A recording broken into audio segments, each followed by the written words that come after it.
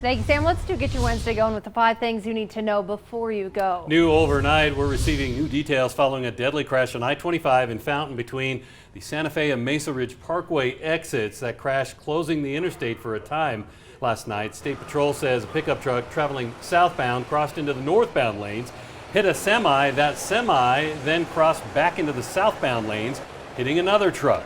The man who was killed was identified overnight as 24-year-old Aiden Vernier of Colorado Springs. The investigation is ongoing, but rainy weather may have been a factor. We do have new details this morning about the man killed trying to cross I-25 in Colorado Springs. That accident happened just south of Fontanero exit on Monday night.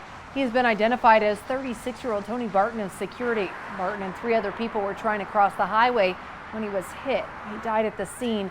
Police say the van was not speeding and the driver was not impaired. New information overnight. State Patrol telling us a teenager has died following a rollover crash in eastern El Paso County.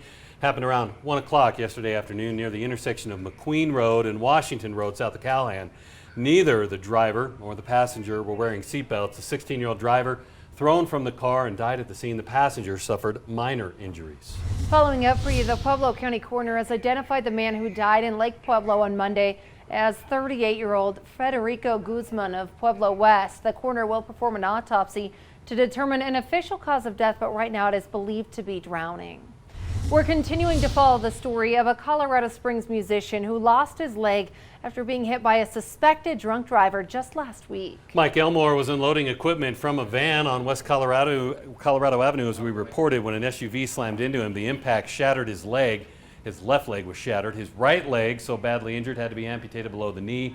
Caught up with his son, who tells us after 4 surgeries and a long stay already in the ICU, his dad still is keeping a positive attitude. We could sue her until our face is blue, but if she's in jail and doesn't have any money, then you can't make lemonade without lemons.